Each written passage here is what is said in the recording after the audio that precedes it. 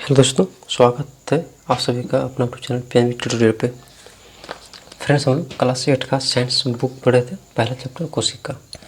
हम लोग last video में पहला भाग हम लोग देखे कोशिका के बारे में, कोशिका किसे कहते हैं, कोशिका का खोज, कोशिका की संख्या के बारे में और ऊतक के बारे में हम लोग जाने थे।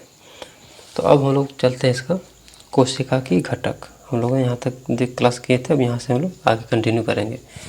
कोशिका की घटक कि कोशिका में कौन कौन सा घटक और कौन सा भाग होता है। पहले तो हम कोशिका के बारे में जाने, अब हम लोग जानेंगे कोशिका के घटक के बारे में कि कोशिका में और कौन कौन सा भाग, उसमें क्या क्या होता है। पहले हम लोग यहाँ क्या कोशिका के घटक, तो इसी तरह हम लोग एक लाइन बाय लाइन पढ़ेंगे और फिर हम लोग बाद में इसका नोट हम लोग लिखेंगे। कोशिका की आंतरिक संरचना, आंतरिक मतलब उसका अंदर एक कोशिका है उसका, तो उसका कोशिका के अंदर में क्या क्या और कौन कौन सा भाग होता है उसके बारे में कि कोशिका की आंतरिक संरचना का व्यापक अध्ययन 19वीं शताब्दी में इलेक्ट्रॉन सूक्ष्मदर्शी के आविष्कार के बाद और विस्तार किया जा सका।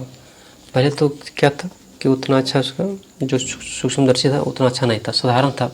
तो पहले उससे देखा गया कि हाँ कि कोशिका होता है, लेकिन जब इलेक्ट्रॉन सूक्ष्मदर्शी जब आ गया तो उसको ज़्यादा गहराई से देखा गया और जब देखा गया तो पता लगा कि उसके कोशिका के अंदर भी और कुछ सब बहुत सारा भाग होता है, उसके आंतरिक संरचना में के बारे में पता चला, पता उसको विस्तार किया। और कोशिका की आंतरिक संरचना में विभिन्नता पाई जाती है। उसकी कोशिका उसका आंतरिक जाता है उसमें क्या था विभिन्नता अलग अलग पाया जाता है कि परंतु सभी कोशिकाओं में 3 मुख्य घटक होता है कि पाया जाता है। सभी कोशिकाओं में अलग अलग पाया गया, लेकिन उसमें बोला गया लेकिन सभी कोशिकाओं में जो 3 होता है से मुख्य घटक 3 होता है। तो कौन कौन सा है? कोशिका झिल्ली पहला, दूसरा हो जाएगा कोशिका द्रव और तीसरा हो जाएगा केंद्रक। तो इसको हम लोग देख लेते हैं, फिर नोट लिख लेते हैं इसको। देखिए हो गया कोशिका का मुख्य घटक, पढ़ रहे थे तो कोशिका का मुख्य 3 घटक होता है। पहला ये कोशिका का घटक है, देखिए पहला कौन सा हो गया कोशिका झिल्ली, कोशिका द्रव और केंद्रक। हम लोग वहाँ पर उसको पढ़ लेंगे, फिर हम लोग तैयार कर लिए। चलिए अब आगे हम लोग देखते हैं। देखिए इसमें से देखिए इसका 3 मुख्य घटक हो गया।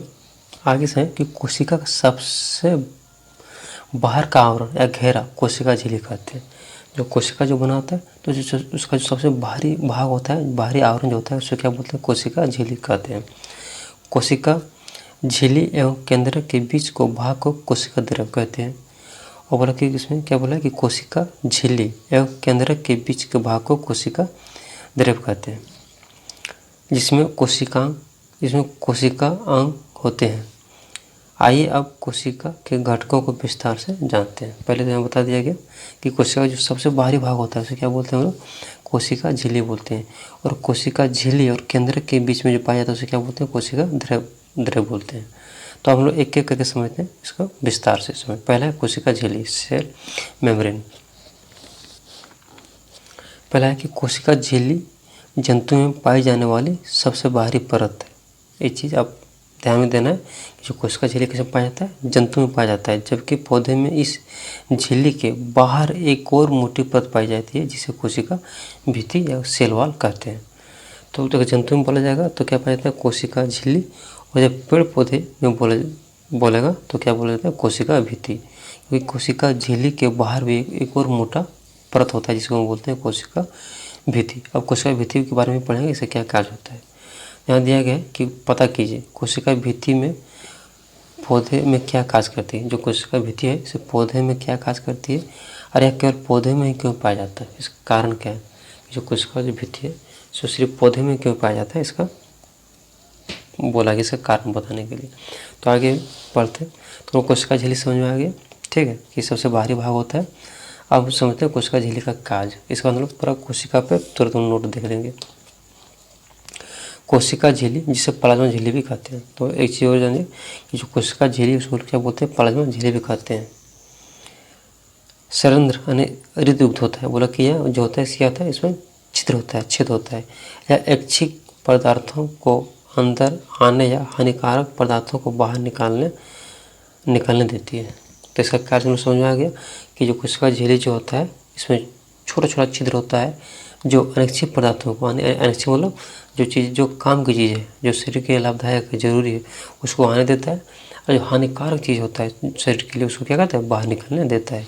इसलिए इसे चयनात्मक पारगम झिल्ली कहते हैं। इसीलिए इसको क्या बोला जाता है, चयनात्मक, यानी चयन करता है कि कौन सा शरीर के लिए अच्छा है और कौन सा हानिकारक है। वो क्या चयन करता है, और चयन करके ही शरीर के उसको अंदर में प्रवेश करने देता है। तो इसलिए इसको क्या बोला जाता है, चयनात्मक परागण कहते हैं। इसके निम्नलिखित कार्य हैं। चलिए इसको हम लोग कार्य देखते हैं। जैसे पहला कार्य, कोशिका झिल्ली एक कोशिका को दूसरी कोशिका से अलग करती है। जो कोशिका जो झिल्ली है सबसे बाहरी भाग होता है ना, ये सबसे बाहरी ये कोशिका आती है, पूरा क्या बना, कोशिका है। अब कोशिका का इतना क्या भाग में ये सब इतना चीज़ सब बना है। तो प्लाज्मा झिल्ली, इसी को बोलते हैं कोशिका झिल्ली। तो सबसे बाहरी भाग होता है, तो ये क्या करता है, एक कोशिका से दूसरी कोशिका को अलग करता है। दूसरा है कि कोशिका या कोशिका के एक निश्चित आकृति प्रदान करता है। जो कोशिका जो झिल्ली जो होता है, प्लाज्मा झिल्ली इसको बोलते हैं, कोशिका को आकृति प्रदान करता है, उसको आकृति को निश्चित फिक्स रखता है, बनाए रखता है, क्योंकि यहाँ से क्या इसे बना के रखता है। और तीसरा होता है कि अंदर यानी आंतरिक अंगों को सुरक्षा प्रदान करता है। और इसका जितना भी आंतरिक भाग है बीच में जो है सबको सुरक्षा प्रदान करता है। तो इसका कितना मुख्य 3 कार्य, पहला कि कोशिका झिल्ली एक कोशिका को दूसरी कोशिका से अलग करता है। दूसरा, यह कोशिका को निश्चित आकार प्रदान करता है, इसे आकृति प्रदान करता है। और तीसरा कि यह जिसका अंदर में जितना है अंगों को क्या सुरक्षा प्रदान करता है। तो ये था इसका कोशिका झिल्ली के बारे में। तो आइए पहले इसका हम लिख लेते हैं, कोशिका झिल्ली के बारे में नोट तैयार कर लेते हैं, फिर हम चलेंगे कोशिका द्रव्य के बारे में। देखिए हमारा हो गया कोशिका का फिगर, देखिए कोशिका का चित्र है। देखिए इसमें माइटोकॉन्ड्रिया है, कोशिका द्रव्य है, केंद्रक है, केंद्रिका है, अंतःप्रदीपीय जालिका है, गोल्जिका है, और प्लाज्मा झिल्ली है, रिक्तिका है, राजधानी है। ये सब क्या है, कोशिका का भाग है। तो एक एक हम जानेंगे। तो पहले हम समझते हैं कोशिका झिल्ली के बारे में, इसका नोट और लिखते हैं। देखिए कोशिका झिल्ली, सेल मेम्ब्रेन, कोशिका के चारों ओर पाई जाने वाली सबसे बाहरी परत या आवरण को कोशिका झिल्ली कहते हैं। हम लोग किताब में पढ़े थे कि जो सबसे बाहरी आवरण होता है, जो सबसे बाहरी भाग होता है कोशिका का, उसे क्या बोलते हैं, कोशिका झिल्ली बोलते हैं। कोशिका झिल्ली जंतुओं में पाई जाती है। देखे थे, पढ़े थे, तो कहाँ पाई जाती है, कोशिका झिल्ली जंतुओं में पाई जाती है। कोशिका भित्ति पौधों में पाया जाता है। कोशिका झिल्ली को प्लाज्मा झिल्ली भी कहते हैं। तो हो गया इसका कोशिका झिल्ली के बारे में। आइए इसे देखते हैं कार्य, कोशिका का कार्य क्या था। कोशिका झिल्ली के कार्य निम्नलिखित कार्य है। पहला, कोशिका झिल्ली एक कोशिका को दूसरी कोशिका से अलग करती है, पहला। दूसरा, यह कोशिका को एक निश्चित आकृति प्रदान करता है। ये क्या करता है, कोशिका को एक निश्चित आकृति प्रदान करता है, उसके आकृति बनाए रखने में इसका मदद करता है।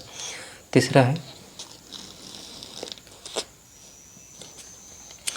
आंतरिक अंगों को सुरक्षा प्रदान करता है। ठीक है, देखिए ये हम लोग का क्या है, कोशिका दिखाते हैं, एक कोशिका है, और ये सबसे भारी भाग इसे क्या बोलते हैं, कोशिका झिल्ली, ऐसे को बोलते हैं प्लाज्मा झिल्ली। इसको क्या बोल सकते हैं, कोशिका झिल्ली या प्लाज्मा झिल्ली बोलते हैं। झिल्ली लिखा हुआ है, प्लाज्मा झिल्ली बोलते हैं। तो इसका हो गया, तो पहला हो गया ये, इसका हम लोग समझ में आ गया। अब ये क्या करता है कोशिका झिल्ली, पहले से क्या कार्य है कि दूसरे, अब ये कोशिका देखिए, एक कोशिका यहाँ से यहाँ बन रहा है, एक कोशिका यहाँ से, तो सबसे यहाँ पर जो हमारा क्या है, यहाँ पर सबसे पहले झिल्ली, तो देखिए ये दोनों को अलग कर रहा है, ये भी कोशिका है, ये भी कोशिका है, इसको अलग कौन कर रहा है, कोशिका झिल्ली कर रहा है। पहला कार्य है, इसको इसका आकृति बनाए रखने में काम करता है, इसका आकृति बनाने में। और तीसरा क्या है, यहाँ पर जितना भी इसका है आंतरिक भाग वो क्या करते हैं, सबको सुरक्षा प्रदान करता है। क्यों, क्योंकि ये किसी को अंदर आने नहीं देता है, आने देता है जो जानता है कि जो शरीर के लिए अच्छा है उसी को आने देता है, और नहीं तो हानिकारक को रोक लेता है। तो इस तरह से क्या करता है, उसको सुरक्षा प्रदान करता है। तो आइए हम लोग अब अगला हम लोग समझते हैं कोशिका द्रव्य के बारे में। अब आइए हम लोग समझते हैं कोशिका द्रव्य, साइटोप्लाज्म, कि यह एक जेली जैसा पदार्थ है जो कोशिका झिल्ली एवं केंद्र के बीच में पाया जाता है। जो कोशिका द्रव्य के साथ जेली यानी पूरा थोड़ा गाढ़ा टाइप का रहता है, अरे दानेदार अर्ध तरल, मतलब पूरा तरल नहीं होता है, तो चिपचिपा रहता है, जहाँ पर रखने पर क्या वहीं रह जाएगा वो, मतलब एक जगह से तो उसमें बहाव नहीं होगा, जहीं पर रखे तहीं पर रह जाता है। और अर्ध पारदर्शक, इसका आधा इसमें पारदर्शक होता है, आधा दिखता है, जिसमें विभिन्न कोशिका अंग पाए जाते हैं, जिसमें माइटोकॉन्ड्रिया, गोल्जी काय, राइबोसोम, हरित लवक और राजधानी। बोला कि जो कोशिका जो द्रव्य होता है क्या होता है, जेली पदार्थ होता है जो कोशिका झिल्ली एवं केंद्र के बीच में पाया जाता है, और यह दानेदार होता है, अर्ध तरल तथा अर्ध पारदर्शक होता है, और जिसमें विभिन्न प्रकार के कोशिकांग पाए जाते हैं, जैसे माइटोकॉन्ड्रिया, गोल्जी काय, राइबोसोम, हरित लवक और राजधानी। ये सब किसका अंग होता है, भाग होता है, सब कोशिका द्रव्य का भाग होता है। तो ये लोग कोशिका द्रव्य इसका नोट तैयार कर लेते हैं, लिख लेते हैं। आइए अच्छा, तो इसमें कोशिका झिल्ली में हम लोग जो देख लेते हैं कि कोशिका झिल्ली को चयनात्मक पारगम झिल्ली भी कहा जाता है, क्योंकि कोशिका झिल्ली में छिद्र होती है जो केवल ऐच्छिक पदार्थों को अंदर आने एवं हानिकारक पदार्थों को बाहर निकाल देती है, इसलिए इसे चयनात्मक पारगम झिल्ली कहते हैं। तो हम लोग समझ देखिए, कोशिका है, इसमें क्या है, यहाँ पर छिद्र होता है, यहाँ पर छोटा छोटा छिद्र होता है, और ये क्या कहता है कि जो ऐच्छिक होता है उसे अंदर आने देता है, और जो हानिकारक होता है उसे क्या करता है, बाहर निकालता है, फिर उसे बाहर में रोक लेता है। इसीलिए इसको चयनात्मक पारगम झिल्ली कहते हैं, क्योंकि चयन करता है कि कौन से हानिकारक है और कौन सा लाभदायक है। अब लोग एक लाइन समझते इसका कोशिका द्रव्य जो लोग पढ़े थे। तो कोशिका के अंदर पाए जाने वाले एक जेली जैसा पदार्थ है जो कोशिका झिल्ली एवं केंद्रक के बीच में पाया जाता है। और बोला कि इसमें झिल्ली के समान होता है जो पाया जाता है कोशिका झिल्ली और केंद्र के बीच में पाया जाता है, उसे कोशिका द्रव्य कहते हैं।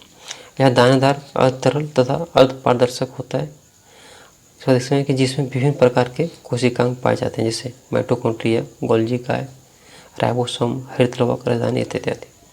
तो इस हम लोग कोशिका द्रव्य के बारे में। अब हम लोग समझते हैं केंद्रक के बारे में। आज हम समझते हैं केंद्रक, न्यूक्लियस। यह कोशिका का सजीव संगठक है। जो केंद्र क्या बोला कि सजीव संगठक है, जो प्रायः कोशिका के मध्य में स्थित होता है। अब ये कहाँ होता है, जो केंद्रक जो होता है कोशिका के मध्य में पाया जाता है। ये देखिए लोग फिगर में दिखाते हैं, देखिए एक कोशिका है, एक बीच में है केंद्रक है। तो कहाँ पाया जाता है, बीच में यह केंद्रक है, और केंद्रक के बीच में क्या है, केंद्रिका है। तो पहले केंद्रक को समझते हैं, फिर समझेंगे हम लोग केंद्रिका को। तो यहाँ पे देखते हैं हम लोग, इसमें क्या है कि यह कोशिका का सजीव संगठक है, जो प्रायः कोशिका के मध्य में स्थित होता है, पर पौधे में यह मध्य से थोड़ा हटकर स्थित होता है। जो केंद्रक जो होता है सो कोशिका के मध्य में पाया जाता है, लेकिन पेड़ पौधे में मध्य से थोड़ा हटके होता है। पेड़ पौधे में जो होता है सो क्या होता है कि मध्य में नहीं होता है केंद्रक। साधारणतः केंद्रक गोलाकार होता है, कि जो केंद्रक बोला जाता है सामान्यतः गोलाकार होता है, तथा एक कोशिकीय में प्रायः एक ही केंद्र होता है, और एक कोशिकीय में एक ही केंद्रक होता है, क्योंकि उसमें एक ही कोशिका से बना होता है, तो उसमें एक ही केंद्रक उसमें रहेगा। और बहुकोशिकीय में बहुत सारा कोशिका से मिलकर बना होता है, इसमें अलग अलग सबका बहुत सारा केंद्रक होता है। देखिए इसका हो गया मतलब ये फिगर केंद्रक का है।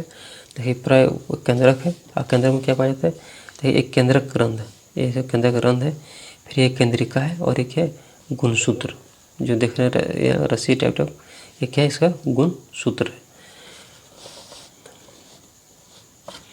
सभी पूर्ण विकसित कोशिकाओं में विकसित केंद्रक पाए जाते हैं, जो दोहरी केंद्रक झिल्ली से घिरा होता है। मतलब कि जो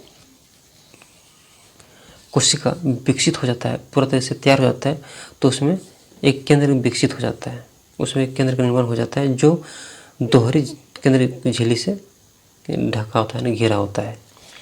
केंद्रक झिल्ली के अंदर केंद्रक द्रव्य पाया जाता है, और केंद्रक झिल्ली के अंदर क्या पाया जाता है, केंद्रक द्रव्य पाया जाता है।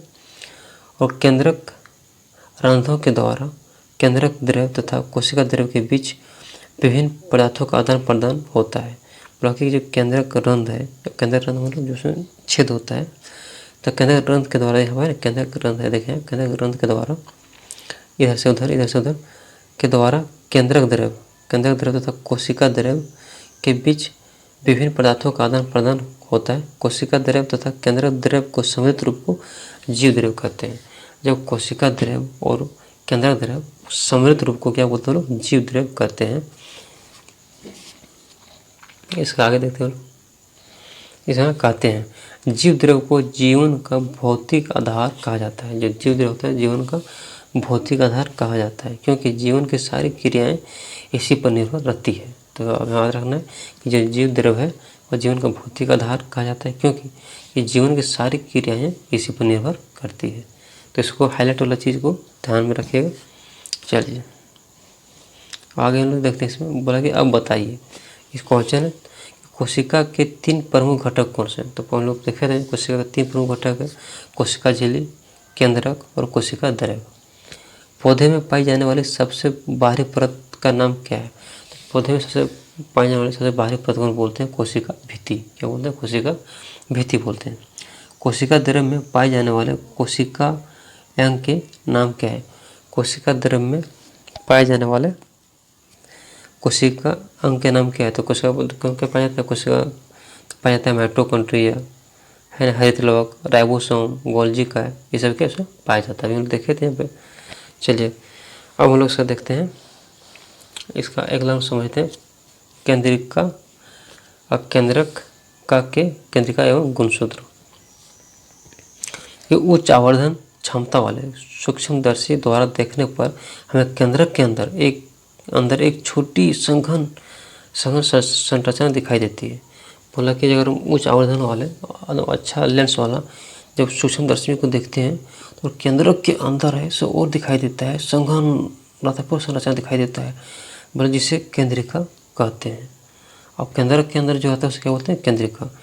इसके अतिरिक्त केंद्रक में धागे के समान संरचनाएं होती है जो अनुवांशिक गुणों को जनक से पीढ़ी दर पीढ़ी स्थानांतरित करता है। इसे क्या बोलते हैं? गुणसूत्र। अब इसमें बोला कि केंद्रक में जो धागे के समान होता है उसे क्या बोलते हैं? गुणसूत्र बोलते हैं। अब गुणसूत्र का क्या कार्य होता है? वो अनुवांशिक गुणों को जनक मतलब माता पिता से पीढ़ी दर पीढ़ी उसको स्थानांतरित करता है, ले जाता है। जो गुण माँ बाप में होगा वो गुण अपने बेटा में होगा, फिर उसके बाद उसके बेटा में होगा। तो एक काम कौन करता है? तो एक काम उसका करता है गुणसूत्र, जो क्या बहुत धागे के समान उसमें पाया जाता है। इसमें बोला कि क्या प्याज की झिल्ली की तरह मानव शरीर की भी किसी कोशिका में सूक्ष्मदर्शी को देखा जा सकता है? तो बोला कि हाँ, जंतु कोशिका को भी आसानी से सूक्ष्मदर्शी में देखा जा सकता है। आइए क्रियाकलाप के माध्यम से इसका हम लोग परीक्षण करेंगे। तो आइए इसको पहले हम लोग जहाँ तक उसको पढ़ें तो इसको पहले नोट हम लोग तैयार कर लेते हैं, तो फिर इसका नोट के रूप में देखते हैं। तो हम लोग केंद्र के बारे में जानते हैं, तो पहले इसका हम लिख लेते हैं नोट। बोला कि यह कोशिका का सजीव संगठक है जो प्राय कोशिका के मध्य में स्थित होता है। केंद्र कहाँ होता है? मध्य में होता है, लेकिन पौधे में यह मध्य से थोड़ा हटकर स्थित होता है। ये जंतु में जो होता है केंद्रक कहाँ पाया जाता है? मध्य में, कोशिका के मध्य में। लेकिन जो जंतु जो पेड़ पौधा होता है, पेड़ पौधा में क्या होता है? मध्य में नहीं होता है, थोड़ा हटकर होता है। सभी पूर्ण विकसित कोशिकाओं में विकसित केंद्रक पाया जाता है कि जो कोशिका पूरा विकसित हो चुका है अच्छी तरह से, तो उसमें क्या वो उसमें विकसित केंद्रक पाया जाता है जो दोहरी केंद्रक झिल्ली से घिरा होता है। जो क्या उसमें दोहरी केंद्रक झिल्ली से वो भी घिरा होता है उसमें। इसका आगे देखते हैं। इसमें तो कोशिका द्रव्य तथा केंद्रक द्रव्य के सम्मिलित रूप को जीव द्रव्य कहते हैं। देखे थे कि जो कोशिका का द्रव्य होता है केंद्रक का द्रव्य के सम्मिलित रूप को क्या बोलते हैं? जीव द्रव्य कहते हैं। और नोट में लिख लेना है हम लोग को क्या कि जीव द्रव्य को जीवन का मौलिक आधार कहा जाता है, क्योंकि जीवन की सारी क्रियाएं इसी पर निर्भर करती है। हम लोग भी देखे थे किताब में, तो वहाँ से हम इसको नोट के रूप में यहाँ लिख लें, तो बहुत जरूरी पॉइंट है, इसको आप लोग आराम से लिख लीजिएगा। अब हम समझते हैं केंद्रिका के बारे में। तो केंद्रक के अंदर एक छोटी संघन संरचना जैसे होती है जिसे केंद्रिका कहते हैं। केंद्रक के अंदर होता है छोटी संघन जैसे, उसे क्या बोलते हैं? केंद्रिका बोलते हैं। अब केंद्र इसमें भी कौन कौन सा होता है? देखिए पहला गुणसूत्र, उसमें भी भाग होता है। तो गुणसूत्र को समझते हैं कि केंद्रक में धागे के समान संरचनाएं होती है जो अनुवांशिक गुणों को जनक से पीढ़ी दर पीढ़ी स्थानांतरित करता है, जिसे गुणसूत्र कहते हैं। तो गुणसूत्र समझ में आ गया किसे कहते हैं और इसका कार्य भी क्या है? तो इसका कार्य है कि जनक से अनुवांशिक गुणों को पीढ़ी से पीढ़ी स्थानांतरित करना। इस बात हम लोग समझते हैं। वो आगे कोशिका, अगला है कि कोशिका भित्ति पौधे और कोशिका भित्ति पौधा कोशिका में ही क्यों, कि जो कोशिका जो भित्ति होता है सिर्फ पौधा कोशिका में क्यों होता है, इसका कारण क्या है? तो इसका एक कारण यह है कि पौधे चल नहीं सकते हैं, इसलिए गर्मी, ठंडा एवं पानी से सुरक्षा के लिए पौधे की कोशिका झिल्ली की बाहर एक मोटी परत होती है जिसे कोशिका भित्ति कहते हैं। कोशिका इसलिए उसमें जो पेड़ पौधों में कोशिका भित्ति पाया जाता है क्योंकि उसे पौधा लोग तो चल नहीं सकते हैं। अगर जब हम लोग का चाहे मनुष्य है चाहे कोई भी जंतु है और उसको ज़्यादा गर्मी लग रहा है या बारिश हो रही है तो हम लोग क्या करते हैं, हम अपना स्थान चेंज कर लेते हैं, तुरंत हम लोग कहीं आके अपना शरीर को बचा लेते हैं। लेकिन पेड़ पौधा कहाँ जाता है, कहीं नहीं, चाहे गर्मी हो चाहे बरसात हो, वो एक जगह रहता है। तो उसी को सुरक्षा प्रदान करने के लिए उसको बाहरी में एक परत बना रहता है जिसे बोलते हैं कोशिका भित्ति, जो उसे सबसे रक्षा प्रदान करता है। इसलिए जो कोशिका भित्ति है पौधे में पाया जाता है। आई होप आप लोग को यहाँ तक समझ में आया होगा। आइए हम लोग देखते हैं इसका आगे। चल देखिए हम लोग यहाँ तक इसको देख लें कि कोशिका भित्ति पौधे में ही क्यों, तो हम लोग इसको हम लोग देख लें, उसको पढ़ लें, उसको हम नोट में देख लें। चलिए आगे इसको देखते हैं हम लोग। आइए हम लोग अब अगला पॉइंट समझते हैं, पौधा एवं जंतु कोशिकाओं की तुलना, कि दोनों में तुलना करना है कि दोनों में अंतर क्या है, पौधा कोशिका और जंतु कोशिका में। बोला कि अपने गाल तथा प्याज की झिल्ली में अपने कोशिकाओं को देखा। कोशिका में कोशिका द्रव्य के बीच खाली संरचना होती है जिसे रिक्तिका कहते हैं। आमतौर पर पौधे की कोशिकाओं में बड़ी रिक्तिकाएँ पाई जाती है। तो जो पौधे का जो कोशिका होता है उसके जो रिक्तिका होता है क्या होता है, बड़ा होता है, और जंतु में क्या होता है, छोटा होता है। जब बोला कि पता कीजिए पौधे कोशिकाओं एवं रिक्तिकाओं क्यों बड़ी होती है, इसको पता करने के लिए बोला गया है। देखिए यहाँ पर दिया गया फिगर, तो जंतु एवं पौधे कोशिका की तुलना दोनों बनाया गया है। चलिए यहाँ देखना है, तो एक का क्या है, गोलाकार है, तो दूसरा क्या हमारा ये आयताकार में है ना, ये गोलाकार थोड़ा अंडाकार में गोला में, और ये आयताकार में। इसके बाद देखिए दोनों में क्या क्या है। सो देखिए यहाँ से देखते हैं रिक्तिका इसमें है, तो रिक्तिका इसमें भी होगा, रिक्तिका है इसमें कहीं दिए, रिक्तिका इसमें देखा यहाँ पर है ना, रिक्तिका इसमें भी है। रसधानी है तो रसधानी इसमें भी होगा, रसधानी इसमें गोलजिका इसमें नहीं लिखा लेकिन इसमें भी रसधानी होता है। प्लाज्मा झिल्ली इसमें भी है, तो प्लाज्मा झिल्ली इसमें भी है जो सबसे होता है। सो गोल्जिका यहाँ भी है, गोल्जिका इसमें भी है। इस बात है इसका पैदिप्य जालिका इसमें भी क्या होगा, जालिका इसमें नहीं है, देखा यहाँ पे है। इसके बाद है केंद्रिका है, तो केंद्रिका है, केंद्रक है, कोशिका द्रव है और कोशिका द्रव है कहीं पे, इसमें कोशिका द्रव है, यहाँ लिखा नहीं है, इसमें होगा कोशिका द्रव। और माइटोकॉन्ड्रिया इसमें भी माइटोकॉन्ड्रिया है, और देखो कोशिका द्रव यहाँ पे है ना। तो अब यहाँ से दोनों को देखना तुलना में करके, और यहाँ इसको जो दिया गया है इसको हम लोग टिक लगाना है और भरना है। पहला है कि ऊपर पौधे तथा जंतु कोशिकाओं को चित्रों को ध्यान से देखें तथा नीचे सारणी को पूरा करें। ठीक है, पहला कोशिका, इसका इधर भाग दिया, कोशिका का अंग दिया गया है, इधर पौधा कोशिका है और जंतु कोशिका में, यहाँ उसको पढ़ना है किसमें क्या पाया जाता है उसमें दिखाना है। तो पहला कि कोशिका भित्ति, तब पौधे कोशिका में पाया जाता है, तो हाँ, तो क्या करना है, टिक लगा दिए हाँ।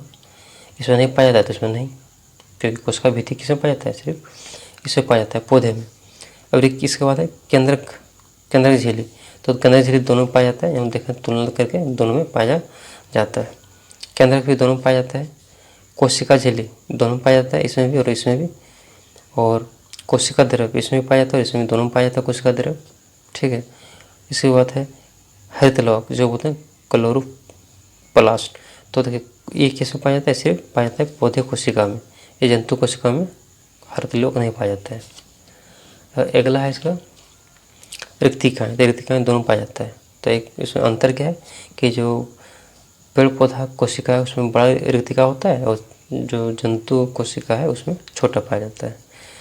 तो इस तरह से हम लोगों ने पहला चैप्टर, पहला पार्ट कोशिका सेल हम लोग समाप्त कर दिए और उम्मीद करते हैं कि आप लोग को अच्छा से समझ में आया होगा। तो अब हम लोग इसका जो इसका पूरा चैप्टर था उसको हम लोग पढ़ के नोट तैयार करके समाप्त कर दिए। अब नेक्स्ट वीडियो में इसका हम लोग अभ्यास का हम लोग सॉल्व करेंगे। तो फिर मिलते हैं नेक्स्ट वीडियो में, अभ्यास का सॉल्व करेंगे और फिर इसका हम लोग इसका अगला चैप्टर पार्ट 2 हम लोग शुरू करेंगे। तो फिर मिलते हैं नेक्स्ट वीडियो में, तब तक के लिए थैंक यू, धन्यवाद।